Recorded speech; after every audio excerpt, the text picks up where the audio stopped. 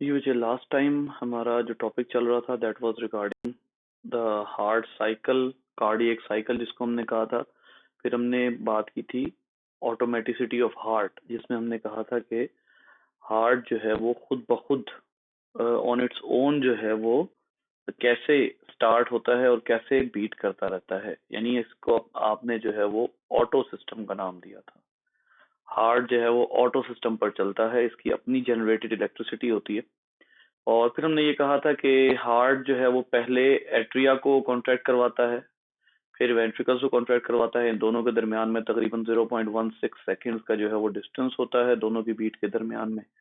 और उसके बाद जो है वो जब ये बीट कंप्लीट हो जाती है तो हार्ट की जो बीट है वो इस एंगल पे मूव करती है, ऐसे नीचे तक आती है और नीचे तक आके साइड्स पर मूव करती है। ये भी यहाँ पर जो है वो इन्होंने कम्प्लीटली लिखा हुआ है। ये देखिए, as the cardiac impulses passes through the electrical current spread into the tissues surrounding the heart. ठीक है, तो and a small proportion of these spread all the way on the body, surface of the body, body तक आते हैं। फिर आप electrodes वगैरह लगाते हैं और आप फिर जो है वो उसकी ईसीजी लेते हैं। तो इन केस देखिए, इसमें ना सम टाइम ऐसे होता है कि आपने भी जो पढ़ा था पिछले दिनों, डायग्राम पढ़ी थी, उसको जरा दोबारा डिस्कस करते हैं। जैसे हमने कहा था कि अब यहाँ पर ये एसए नोड है, साइनोएट्रियल या एसए नोड है। तो एसए नोड अगर वीक हो जाए, अगर डिस्टर्ब हो जाए, तो याद रखिए एसए नोड जो है उसके बारे में तो हमने कहा था ना कि ये ऑटोमेटिक इलेक्ट्रिसिटी जनरेट करता है, ये ऑटोमेटिक है। लेकिन एक चीज जरूरी है कार्डियक साइकिल में, कार्डियक साइकिल में जरूरी यह है कि नंबर 1 एसए नोड जो है वो इलेक्ट्रिसिटी रिलीज करे, सेकंड नंबर पे जो है वो एवी नोड उसको रिसीव करे और आगे ट्रांसपोर्ट करे। इन केस अगर एवी नोड जो है वो पहला स्टेप ले ले और एसए नोड से पहले और उसके बाद एसए नोड सेकंड स्टेप ले, तो इस सूरत में आपकी जो हार्ट बीट होगी उसकी क्या हो जाएगी, रिदमिसिटी डिस्टर्ब हो जाएगी। एक तो रिदमिसिटी डिस्टर्ब होगी, दूसरा आपका कार्डियक साइकिल जो है वो डिस्टर्ब हो जाएगा। रिदमिसिटी डिस्टर्ब हो जाए तो उसको आप कहते हैं एरिथमिया। एरिथमिया आप उसको कहते हैं। एरिथमिया होता है कि आपकी जो हार्ट की खास किस्म का पैटर्न है, एक रिदम है बीट का, उस बीट से, उस खास रिदम से हार्ट ने बीट करना है, उस खास रिदम से हार्ट ने अपने बीट्स को रिपीट करना है।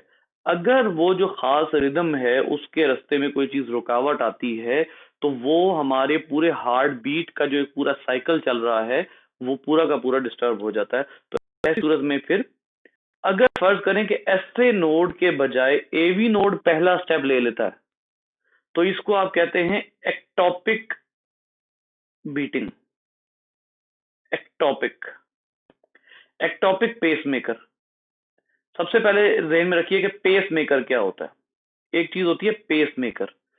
पेस मेकर असल में हम समझते हैं कि सिर्फ हमारी बनाई हुई डिवाइस को पेस मेकर कहते हैं। देखिए, पेस मेकर कोई भी वो डिवाइस होती है जो किसी भी चीज की स्पीड बनाए रखे। पेस मेकर कोई भी वो चीज है जो मेंटेन्स द स्पीड, जो स्पीड मेंटेन रखती है। अब यहां पर जो है वो ये जो आपका हार्ट है, एसए नोड है, सबसे पहले स्पीड मेंटेन करने में किसका काम है, एसए नोड का। फिर उसके बाद उसकी जाती है एवी नोड तक, एवी नोड से वो वापस कहाँ जाता है, एसए नोड तक जाता है। तो अब ये जो स्पीड मेंटेनेंस है, इसमें यहां पर पेस मेकर का काम कौन कर रहा है, पेस मेकर का काम कर रहा है एसए नोड। ये जो है वो एसए नोड कर रहा है, इसको आप कहेंगे पेस मेकर। लेकिन इन केस अगर एवी नोड पहले बीट करना शुरू कर दे, it beats prior to SA, अगर ये एसए से पहले बीट करना शुरू कर देता है, यानी कि एसए की बीट डिस्टर्ब हो जाती है, तो इसको आप कहेंगे ectopic pacemaker. Ectopic pacemaker वो, ये आपके बुक में नहीं लिखा हुआ बच्चे। एक्टोपिक आप किसी भी ऐसे फिनोमिना को कहते हैं which occurs outside its original location, occurs outside its original location। अब देखिए कि मैं अब आपको एक और एग्जांपल देता हूँ, एक्टोपिक एक्टोपिक की एक एग्जांपल देता हूँ। बाज़ औक़ात होता है कि एक्चुअली प्रेगनेंसी कहाँ पर होती है, एक्चुअली जो मदर होती है, बेबी कहाँ पर जो है वो मौजूद होना चाहिए, मदर के जो बॉडी पार्ट्स है उसमें यूट्रस एक ऐसा पार्ट है जहां पर बेबी मौजूद होना चाहिए, बेबी जो है वह वहीं पर डेवलप होना चाहिए। लेकिन सम टाइम बेबी मदर की यूट्रस के बजाय एक और पार्ट होता है वहां पर डेवलप होना शुरू कर देता है। तो ऐसी प्रेगनेंसी को हम कहते हैं एक्टोपिक प्रेगनेंसी। एक्टोपिक मतलब जो प्रेगनेंसी अपनी ओरिजिनल जगह से हटकर हो रही है उसको आप एक्टोपिक प्रेगनेंसी कहते हैं। और ये जो एक्टोपिक प्रेगनेंसी है ये असल में एक्टोपिक का जो है जो है वो अपना डिनोट कर रहा है, ये डिफाइन कर रहा है कि कोई भी फिनोमिना अपने एरिया से हटकर जो है वो हो रहा है। बिल्कुल ऐसे ही असल पेस मेकर जो है वो कौन था, एसए नोड था। लेकिन अब अगर एवी नोड बन जाता है पेस मेकर, तो फिर आप क्या कहेंगे, ये एक्टोपिक पेस मेकर है, ये असल पेस मेकर नहीं। अब ऐसी डिस्टरबेंस में, ऐसे एरिथमिया में आप क्या करते हैं, एरिथमिया के केस में फिर आप एक डिवाइस लगाते हैं। Arrhythmia demand external electrical stimulation. अगर आप जो है वो चाह रहे हैं कि जो एरिथमिया है वो ना हो, तो आप फिर जो है वो बाहर से इलेक्ट्रिकल स्टिमुलेशन देते हैं और एक छोटी सी बैटरी से हेल्प लेते हैं। ये छोटी सी बैटरी होती है जिसको आप कहते हैं आर्टिफिशियल पेस मेकर। अब देखिए यहां पर आर्टिफिशियल का वर्ड लगाना क्यों जरूरी है। आर्टिफिशियल पेस मेकर में आर्टिफिशियल का वर्ड लगाना इसलिए जरूरी है क्योंकि नेचुरल पेस मेकर तो है हमारी अपनी बॉडी के अंदर, ठीक है, हमारी अपनी बॉडी के अंदर मौजूद है। तो फिर आप उसके साथ वर्ड लगाते हैं आर्टिफिशियल पेस मेकर, और जो आर्टिफिशियल पेस मेकर है ये हेल्प आउट करता है आपके बॉडी में एरिथमिया से उसको निकालकर रिदम में लेकर आता है, ठीक है। तो ये जो एक कॉन्सेप्ट है ये जरा जरूरी है इस लिहाज से। अच्छा, उसके बाद जो है वो जो ये जो पेस मेकर है ये लगता कहाँ पर है, लगता है ये जो आपका हार्ट वाला एरिया होता है बिल्कुल इधर ऊपर, ये जो दरमियान का एरिया है, यानी ये जो दरमियान में जो स्टर्नम होती है ना सीने की हड्डी, उसके थोड़ा सा साइड पे इधर करके ऑपरेशन के जरिए यहाँ पर लोकेट कर दिया जाता है। और इसकी जो इसकी वारंटी दी जाती है 1 साल या 2 साल, इस तरह से काफी अब तो काफी एडवांस भी आ गए हैं, उसकी वारंटी जो है वो काफी काफी अरसा भी होती है। लेकिन जाहिर सी बात है कि अब उसकी वारंटी जो है वो वारंटी जो है वो उस बंदे की वारंटी है कि भाई जब तक हमारी ये डिवाइस लगी रहेगी आप जो है वो ठीक रहेंगे। तो अब अगर वो वारंटी से पहले फेल हो गया तो बंदे की वारंटी भी जाती रहेगी। तो लेकिन ये है कि इसके बड़े बहुत एडवांस और बहुत बेहतरीन किस्म के जो हैं पेस मेकर्स वो आ चुके हैं, क्योंकि ये जाहिर है सोसाइटी डिमांड है, इसके बगैर गुजारा नहीं है, क्योंकि बहुत से लोगों को ये प्रॉब्लम फेस होती है, ठीक है। तो इस वजह से पेस मेकर लगाया जाता है। ले जी, इसके बाद जो है वो एक आर्टिकल आता है जिसके बारे में लिखा हुआ है ब्लू बेबीज। ब्लू बेबीज, अब ब्लू बेबीज जो है इनका कलर आफ्टर बर्थ दे अपीयर ब्लू। जाहिर सी बात है बर्थ से पहले तो आप उनको जो है वो नहीं देख सकते। आफ्टर बर्थ बेबीज मे अपीयर ब्लू, शायद जो है वो उनका कलर ब्लूइश हो, खास तौर पर ब्लूइश हो। और वो जो ब्लूइश है उसमें जो सबसे ज्यादा चीज आपको नजर आएगी वो जाहिर है स्किन है, ठीक है, ब्लूइश। अब ये जो ब्लूइशनेस होती है ये किस वजह से होती है, देखिए जब अगर आपकी बॉडी में डीऑक्सीजनेटेड ब्लड हो ना, डीऑक्सीजनेटेड ब्लड की वजह से जो आपकी बॉडी कलर अपीयर करती है ना, वो थोड़ा सा ब्लूइश की तरफ करती है। अगरचे डीऑक्सीजनेटेड ब्लड का कलर ब्लू कभी भी नहीं होता। याद रखिए ये जो कलर हमें हमारी आर्टरीज और वेन्स के नजर आ रहे हैं ये ब्लड के कलर की वजह से नहीं है, ये इन ऑर्गन्स के अपने कलर हैं, ठीक है। ऑर्गन्स के अपने कलर हैं। आपको ग्रीन कलर की यहाँ पे आपको जो है वो ग्रीनिश ब्लू किस्म की अपनी यहाँ पे वेन्स दिखेंगी, ठीक है, बॉडी के ऊपर। आर्टरीज जो है वो इसी तरह से दिख सकती हैं। तो वो those are not actually blue और ग्रीन। ब्लड ब्लड जो है वो ब्लू और ग्रीन नहीं है, या ब्लूइश ग्रीन नहीं है। ब्लड असल में अपना या लाइट रेड होता है या डार्क रेड होता है, ठीक है। लाइट रेड तब होता है जब उसमें ऑक्सीजन शामिल होती है, डार्क रेड तब होता है जब उसमें ऑक्सीजन जो है वो कम होती है। तो सिर्फ और सिर्फ ब्लड के ये दो कलर होते हैं। उसके अलावा जो कलर है वो असल में वो कलर है जो ब्लड का हमारी वेसल से निकल के स्किन से होके हमारी आंखों तक आ रहा है, वो कलर है, ठीक है। तो वो जो कलर है दरमियान में वेवलेंथ डिस्टर्ब हो जाती है, जो भी होता है ऑर्गन का कलर भी होता है जिसकी वजह से वो अपीयर होता है। तो वो जाहिर है अब डीऑक्सीजनेटेड ब्लड, अब एक तो डीऑक्सीजनेटेड ब्लड है, इसके बारे में आपने क्या कहा, ये डार्क रेड होता है, ठीक है। लेकिन डार्क रेड होने की वजह से ये जो हमारी आईज तक पहुंचता है, इसके दरमियान में आपको मैंने अभी क्या बताया कि स्किन भी शामिल है और इसके दरमियान में हमें जो है वो भी शामिल है, हमारे वो वेसल वेसल वेसल का कलर भी शामिल है। अब ऐसी सूरत में जब ये हमारी आईज तक पहुंचता है तो आईज तक पहुंचते पहुंचते हमें ये नजर आता है ब्लू, जिसकी वजह से हमें बेबी जो है वो ब्लू अपीयर होता है। की वजह ये किस बात की निशानी है कि बेबी में जो ब्लड है that is not of normal colour, that is appearing in the whole body, the blood is appearing like a you can say deoxygenated blood. ठीक है, तो वो जो है उसके हवाले से हम क्या करते हैं, इसके दो कॉन्सेप्ट्स होते हैं कि ये क्यों हो सकता है। बेटा इसकी दो रीजंस होती हैं। यहाँ पर अब आपको मैं जो है वो थोड़ा सा इसके बारे में एक्सप्लेन करता हूँ कि इसकी दो रीजंस क्या होती हैं। देखिएगा कि जो हार्ट होता है इसके बारे में ज़हन में रखिएगा कि दरमियान में ये जो वॉल्स होती हैं ये बड़ी ही इंपॉर्टेंट होती हैं। ठीक है, एक ये वॉल है, फिर उसके बाद एक नीचे वाली वॉल है। नीचे वाली वॉल जो है इसके बारे में तो मैंने आपको बता दिया था कि ये इंटरवेंट्रिकुलर सेप्टम कहलाती है। ठीक है, लेकिन ये जो वॉल है इसको इंटर एट्रियल सेप्टम कहते हैं। इंटर एट्रियल सेप्टम, ये जो इंटर एट्रियल सेप्टम होती है, ब्लू बेबीज के दो केसेस हो सकते हैं। ये मैं पहला केस डिस्कस कर रहा हूँ। ठीक है, पहला केस, ये जो इंटर एट्रियल सेप्टम होती है इसका कंप्लीटली फ्यूज होना जरूरी है। सम टाइम क्या होता है कि एक साइड से ये आ रही होती है और दूसरी साइड से, इन दोनों ने आपस में जो है वो फ्यूज होना होता है, but there is a hole remains inside the heart. दिल में सुराख होना इसी को कहते हैं।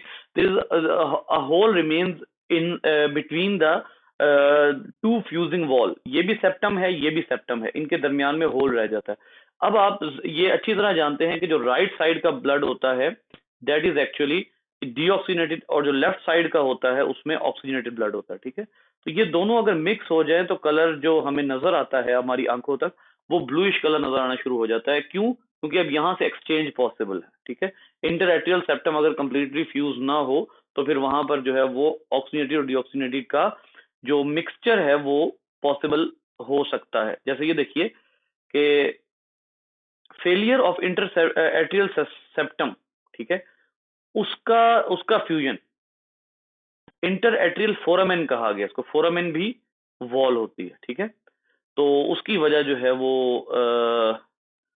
उसकी वजह जो है वो वजह से ब्लू ब्लू कलर हो जाता है। दूसरी चीज होती है डक्टस आर्टेरियोसस। अब ये डक्टस आर्टेरियोसस कहाँ होती है बच्चे? ये डक्टस आर्टेरियोसस एक्चुअली आपके जो एक खास किस्म की वेसल होती है जो कि सिर्फ, यहाँ पर देखिएगा, डक्टस आर्टेरियोसस, ये जो डक्ट होती है ये सिर्फ तब होती है जब बच्चा अभी पैदा नहीं हुआ होता।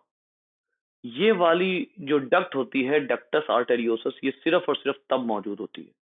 और ये डक्टस आर्टेरियोसस जो है it has to be closed. इसका क्लोज होना बहुत जरूरी है, has to be closed before birth, या आप यूं कह लीजिए राइट आफ्टर बर्थ जो है वो इसका क्लोज होना बहुत जरूरी है। अगर ये क्लोज नहीं होती, has to be close before birth, otherwise oxygenated and deoxygenated blood would be mixed. Oxygenated and deoxygenated blood would be mixed. अच्छा, ये अब क्या चीज है डक्टस आर्टेरियोसस? वो जो है इसकी मैं अब आपको जो है वो एक डायग्राम दिखाता हूँ, वुड बी मिक्स्ड। ठीक है, इसकी एक डायग्राम हम डिस्कस करते हैं। एक्चुअली इसका फंक्शन जो होता है वो किसके साथ होता है, एक छोटी सी इसकी एक्सप्लेनेशन जो है हम यहीं से ले लेते हैं। हमारी जो नेट पर डायग्राम आएगी उसके बाद फिर मैं आपकी एक्सप्लेनेशन एक देता हूँ। असल में इसका ताल्लुक होता है पल्मोनरी आर्टरी के साथ। तो पहले जनाब इसको समझ लेते हैं, उसके बाद फिर जो है वो मजीद बात करते हैं। ये देखिएगा, ये जो डायग्राम है ना इस पे ही हम डिस्कस कर लेते हैं।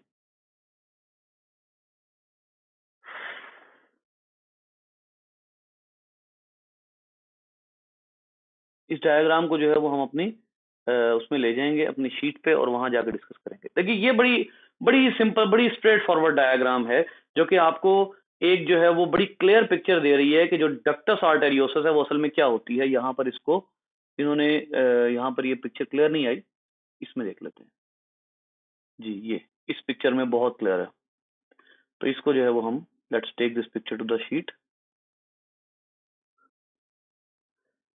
ये देखिएगा कि अब ये जो डक्टस आर्टेरियोसस है, ये असल में कुछ ऐसी चीज है कि आपको बहुत अच्छे तरीके से पता है। सबसे पहले तो एक कॉन्सेप्ट बना लीजिए कि the baby inside the womb, inside the womb does not breathe. अच्छा, बेबी जो है वो सांस नहीं लेता। सांस लेने का मकसद क्या था? सांस लेने का मकसद ये था कि आपने जो ब्लड है उसको डीऑक्सीजनेटेड से क्या बनाना था? ऑक्सीजनेटेड। अभी आप क्या करते हैं? अभी आप जब सांस लेते हैं, सांस खींचते हैं, तो आप असल में क्या करते हैं? आपका डीऑक्सीजनेटेड ब्लड लंग्स में मौजूद होता है, आप उसको ऑक्सीजनेटेड करते हैं, ठीक है, बाय द ब्रीदिंग। लेकिन अब बच्चा जो है वो सांस नहीं लेता। How does it get oxygenated blood? अब ये सीधी सी बात है कि उसने जो ऑक्सीजनेटेड ब्लड लेना है वो किससे लेना है? अपनी मदर से। गेट ऑक्सीजनेटेड ब्लड, अपनी मदर से जो है वो इसने ऑक्सीजनेटेड ब्लड जो है वो लेना है। अब यहां से जो है वो बात आती है कि इसका क्या मतलब हुआ कि जब मदर से ऑक्सीजनेटेड ब्लड आ रहा है फ्रॉम मदर, ठीक है, जब मदर से आ रहा है, then why does it need a pulmonary artery? सबसे पहले मुझे बताइए पल्मोनरी आर्टरी का फंक्शन क्या है?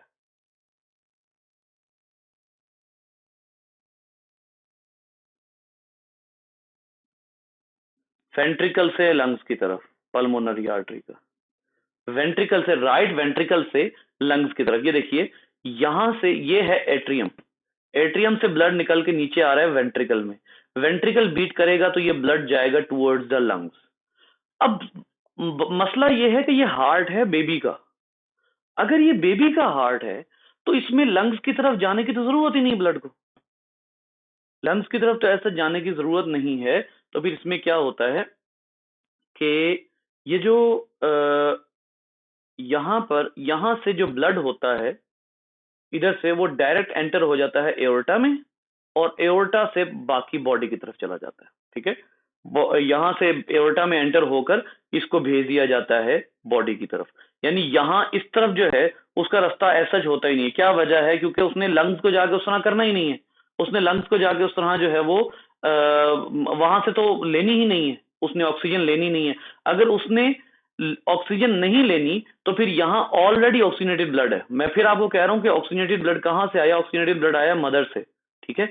अगर उसके बाद ऑलरेडी ऑक्सीजनेटेड है, राइट पार्ट में भी ऑक्सीजनेटेड है, लेफ्ट पार्ट में भी, ये राइट पार्ट है और ये लेफ्ट पार्ट है, ठीक है। तो राइट पार्ट और लेफ्ट पार्ट दोनों में ऑक्सीजनेटेड है बेबी के, ठीक है। अब जब ब्लड निकलेगा तो वो लंग्स के बजाय लार्ज प्रोपोर्शन ऑफ ब्लड जो है वो किस तरफ चली जाएगी? वो टुवर्ड्स द एओर्टा। अब ये जो चीज है ये एओर्टा है, ठीक है। यहां से ये एओर्टा की तरफ जाएगी और वो ब्लड जो है वो बॉडी की तरफ मूव कर जाएगा। अब होता क्या है? अब आइए जरा अगली बात के ऊपर। होता कुछ यूं है कि ये तब तक तो ठीक है जब तक हार्ट बेबी का इनसाइड द वूम्ब है, तब तक तो ठीक है। लेकिन what if, what if this artery does not disappear, does not disappear after birth? अगर बर्थ हो जाए और बर्थ के बाद आपको क्या पता है कि अब उसने ऑक्सीजन किससे लेनी है? उसने ऑक्सीजन लेनी है अपने लंग्स के जरिए। अगर ये जो आर्टरी है ये बर्थ के बाद डिसअपियर ना हो, दोबारा सुनिए, अगर ये आर्टरी बर्थ के बाद डिसअपियर ना हो, अब आपको पता है कि बर्थ के बाद जो राइट पोर्शन है उसमें कौन सा ब्लड है? उसमें डीऑक्सीजनेटेड ब्लड है। और बर्थ के बाद जो लेफ्ट पोर्शन है उसमें कौन सा ब्लड है? ऑक्सीजनेटेड है। अब क्या होगा कि यहां से डीऑक्सीजनेटेड ब्लड पहले एट्रियम में आएगा, एट्रियम से वेंट्रिकल में आएगा, वेंट्रिकल से जब ये ब्लड इस तरफ जाने लगेगा तो एक खास प्रोपोर्शन ब्लड की एओर्टा में शामिल हो जाएगी। यानी यहां पर अब क्या हो रहा है? Mixing of oxygenated and deoxygenated, mixing of both bloods, दोनों तरह के ब्लड की जो है वो मिक्सिंग हो रही है। और जब ये मिक्सिंग होगी तो वंस अगेन बेबी का कलर क्या अपीयर हो सकता है? ब्लू अपीयर हो सकता है। तो ये दोनों काम अगर खराब हो जाए, या तो उसके दिल में सुराख हो जाए और जो है वो दोनों ब्लड जो है वो मिक्स हो जाए, ठीक है, इंटरएट्रियल फोरामेन में प्रॉब्लम हो, दूसरा प्रॉब्लम क्या आ सकता है कि उसका जो डक्टस आर्टेरियोसस है, जो पल्मोनरी आर्टरी से डायरेक्ट एओर्टा में जा रहा था बेबी की हद तक, अगर वो बॉडी खुद रिमूव करती है, वो हमने नहीं रिमूव करना होता, बॉडी खुद रिमूव करती है, अगर वो रिमूव होने से रह जाता है तो जो डीऑक्सीनेटेड ब्लड है वो एओर्टा में चला जाएगा, और एओर्टा में सिर्फ और सिर्फ ऑक्सीनेटेड ब्लड होता है। लेकिन अगर वहां मिक्सिंग हो जाती है तो फिर बेबी के अंदर जो है वो खासे प्रॉब्लम्स कॉज हो सकते हैं। उसमें जो कार्बन डाइऑक्साइड के एक्सचेंज खास तौर पर है वो डैमेज हो सकता है। ठीक है, और कार्बन डाइऑक्साइड का मैं खास तौर पर नाम क्यों लिया, इसकी वजह आप लोगों को पता होनी चाहिए, क्योंकि अगर एक ब्लड है, अगर एक आर्टरी है और उस आर्टरी के अंदर जो है वो ऑक्सीजन, जो ऑक्सीजन का प्रेशर है, प्रेशर ऑफ ऑक्सीजन, वो ज्यादा है किससे, टिश्यू से। ठीक है, तो फिर क्या होगा कि ऑक्सीजन जो है वो अंदर आएगी। Okay, this is fine, this is totally fine, but let's move to the next point. अगर इस आर्टरी में कार्बन डाइऑक्साइड का प्रेशर, इस कैपिलरी में कार्बन डाइऑक्साइड का प्रेशर टिश्यू के बराबर है, ज्यादा भी नहीं, तब भी ना कार्बन डाइऑक्साइड बाहर आएगी और ना ही कार्बन डाइऑक्साइड अंदर जाएगी। अंदर तो लेकर ही नहीं जानी, हमने कार्बन डाइऑक्साइड बाहर लानी है। तो इसका क्या मतलब हुआ कि अगर कार्बन डाइऑक्साइड का जो प्रेशर है वो ब्लड में टिश्यू के प्रेशर के बराबर हुआ, तो जो बाहर निकलने वाली कार्बन डाइऑक्साइड है वो बाहर नहीं निकल सकेगी, टिश्यूज में कार्बन डाइऑक्साइड की अमाउंट ज्यादा हो जाएगी, और जो कि हमने नहीं होने देनी। ठीक है, तो इस वजह से फिर हम जो है वो ये अवॉइड करते हैं, टोटली इसको डक्टस आर्टेरियोसिस को जो है वो रिमूव कर दिया जाता है। ओके, तो यहाँ पर जो है जी बेटा, यहाँ पर अगर आपको कुछ सवाल है तो बताइए मुझे।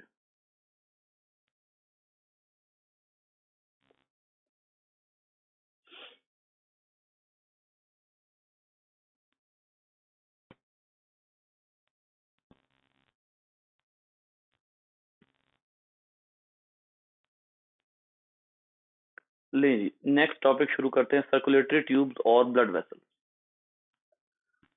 अच्छा जी, सर्कुलेटरी ट्यूब्स और ब्लड वेसल्स जो हैं इनको एनिमल किंगडम में, मैं एनिमल किंगडम की अभी बात करने लगा हूं, डिफरेंट एंगल्स से देखा जाता है।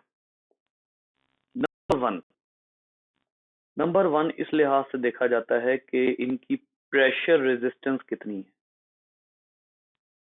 सबसे पहली बात, क्योंकि जो ब्लड ने पूरी बॉडी में घूमना है, तो ब्लड जब एक दफा हार्ट से पंप होके आता है तो उसका एक प्रेशर होता है। तो सबसे पहले ये देखा जाता है कि प्रेशर रेजिस्टेंस के एतबार से ब्लड वेसल्स को देखा जाता है।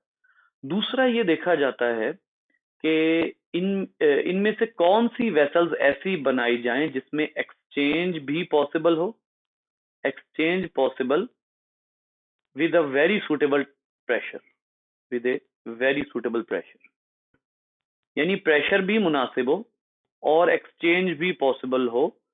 ऐसी सूरत में जो है वो हम क्या कहते हैं कि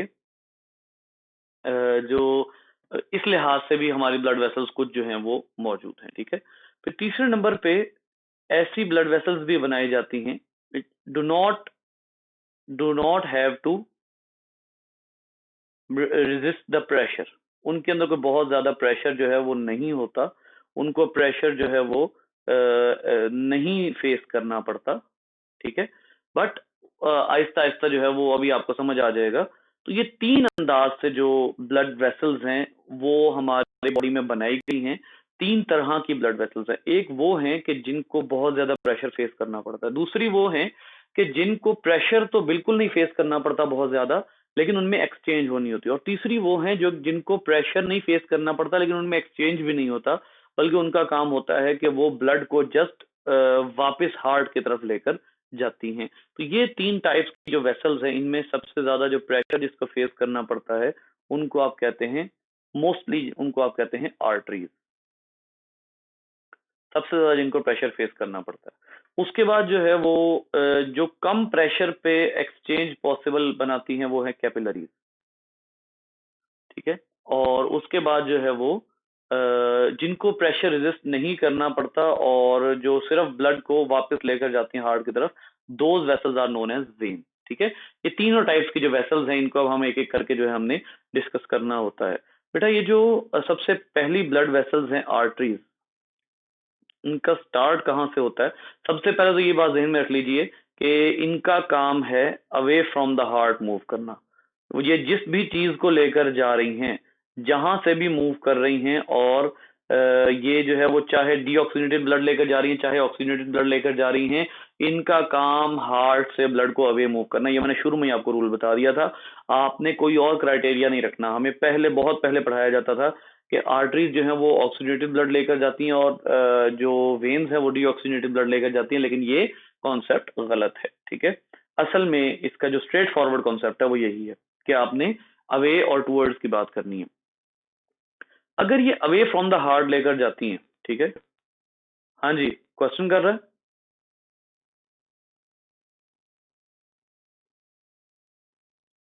अगर ये अवे फ्रॉम द हार्ट लेकर जाती है तो बेटा इसका क्या मतलब हुआ कि these have to bear most of the pressure. सबसे ज्यादा प्रेशर जो है वो इन्हीं को फेस करना पड़ेगा। सबसे ज्यादा इन्हीं को क्यों फेस करना पड़ेगा? बिकॉज ये जो प्रेशर होता है ये हार्ट से निकलने के फौरन बाद होता है। ठीक है, मैंने भी आप लोगों को पिछले दिनों बताया था, एक होता है सिस्टोलिक प्रेशर। सिस्टोलिक प्रेशर वो होता है जो कि हार्ट जब बीट करता है तो उसी टाइम पर जो प्रेशर होता है वो होता है 120 मिलीमीटर ऑफ मर्क्यूरी। ठीक है, और जो डायास्टोलिक होता है उसको आप कहते हैं 80 मिलीमीटर ऑफ मर्क्यूरी। ठीक है, तो अब 80 मिलीमीटर ऑफ मर्क्यूरी और 120 मिलीमीटर ऑफ मर्क्यूरी जो है, ये दोनों प्रेशर असल में होते ही आर्टरी में हैं। बेटा याद रखिए, ये दोनों प्रेशर ना वेन्स में हो सकते हैं ना कैपिलरी में हो सकते हैं, ये दोनों के दोनों प्रेशर आर्टरीज में होते हैं। वेन्स में, कैपिलरी में जाकर हमारा जो ब्लड प्रेशर होता है वो शायद 20 मिलीमीटर मर्क्यूरी रह जाता है। तो अगर आपके जहनों में पहले ये कॉन्सेप्ट था कि हमारा जो सिस्टोलिक है वो आर्टरीज में होता है और डायास्टोलिक वेन्स में होता है, तो ये कॉन्सेप्ट भी गलत था, ये भी ठीक कर लीजिए। जो सिस्टोलिक होता है वो होता है जो आर्टरीज में होता है, लेकिन तब होता है जब हार्ट बीट कर रहा हो, और डायास्टोलिक भी आर्टरीज में होता है लेकिन तब जब हार्ट मजीद प्रेशर एक्सर्ट ना कर रहा हो। लेकिन सबसे ज्यादा प्रेशर जो है वो इन्हीं को फेस करना पड़ता है, और शुरू से ही जो प्रेशर होता है वो कहाँ से स्टार्ट होता है? एओर्टा से स्टार्ट होता है, और एओर्टा में भी ये प्रेशर होता है 120 mmHg।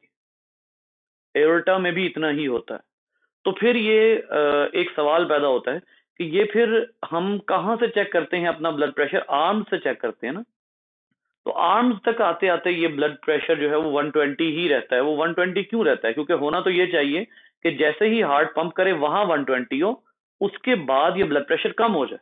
ठीक है, जैसे एओर्टा से निकला, एओर्टा जो है वो हार्ट के साथ अटैच्ड है, लेकिन आर्म्स से हम अपना ब्लड प्रेशर चेक करते हैं तो आर्म्स में भी 120 होता है। तो एओर्टा से आर्म तक अच्छा खासा लंबा डिस्टेंस है आर्टरीज के हिसाब से अगर देखा जाए। तो फिर ऐसी सूरत में आप क्या कह सकते हैं कि ये कैसे हो गया कि 120 mmHg जो है वो जो ब्लड प्रेशर है वो एओर्टा में भी है और वो आर्म्स में भी है। बेटा इसके लिए आपको सबसे पहले क्या समझना पड़ेगा?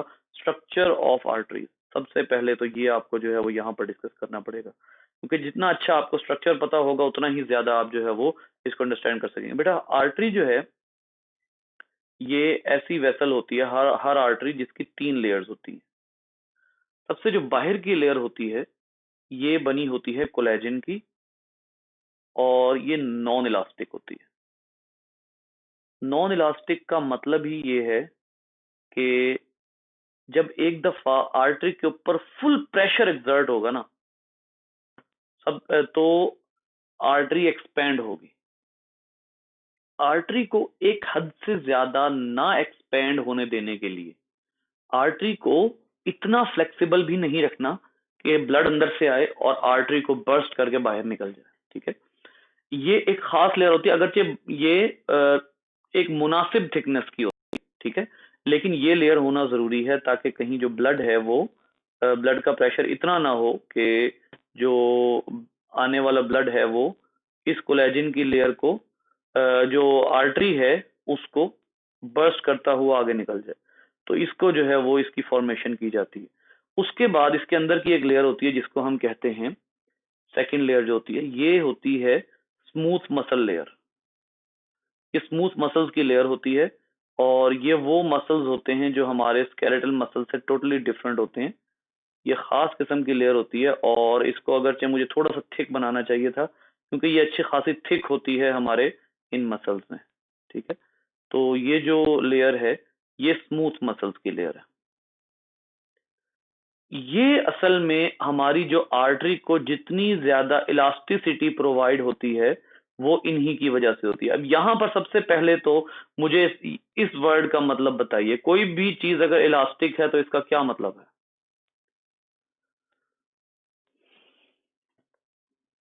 जी जल्दी से।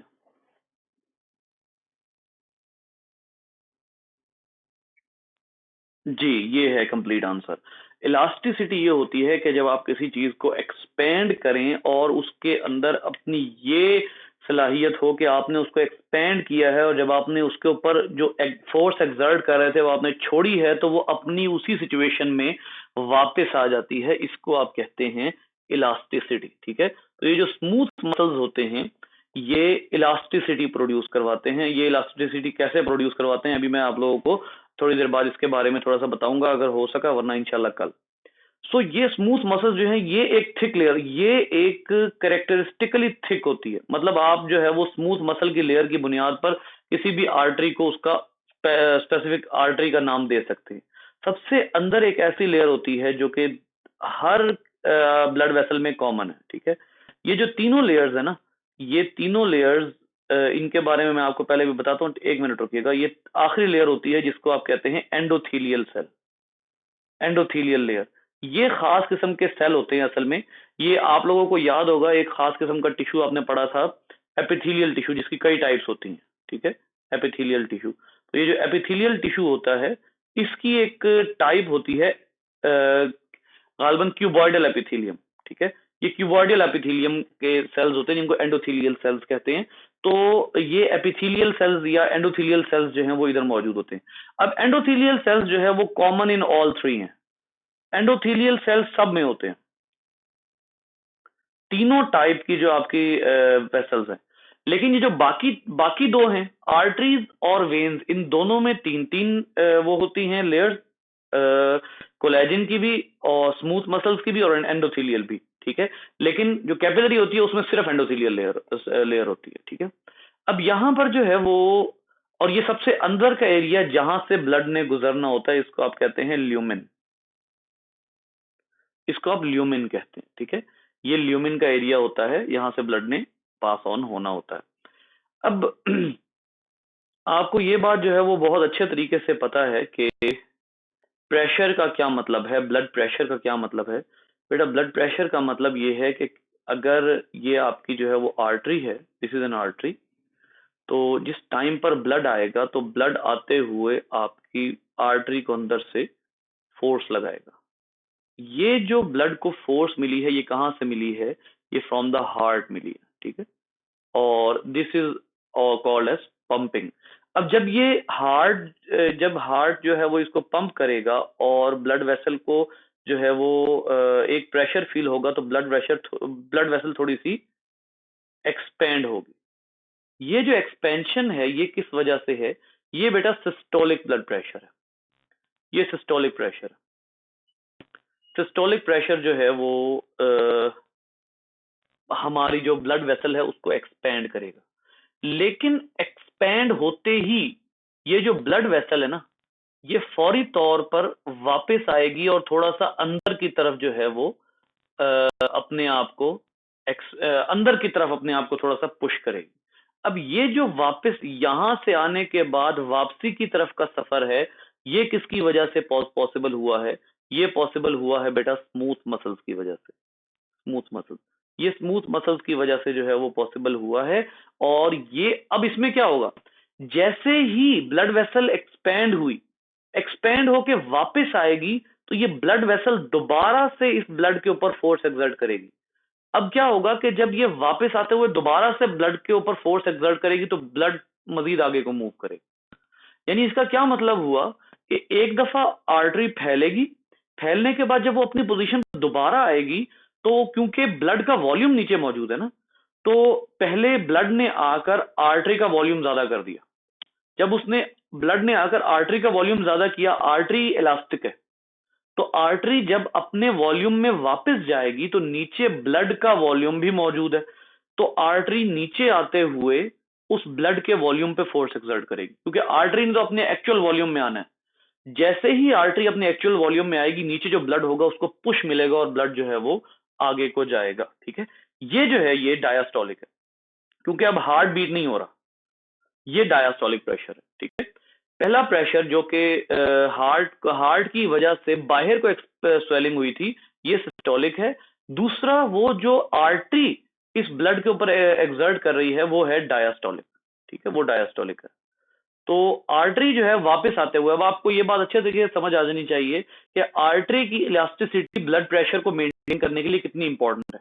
क्योंकि यहां आके ब्लड अगर आर्टरी पे फोर्स एक्सर्ट कर रहा है, तो ऐसा भी हो सकता था कि अगर आर्टरी और एक्सपैंड हो जाती तो प्रेशर रिड्यूस हो जाता। देखिए, अगर आर्टरी एक्सपैंड हो और वापस ना जाए तो यहां पर ब्लड प्रेशर क्या हो जाएगा, रिड्यूस हो जाएगा, ब्लड प्रेशर रिडक्शन।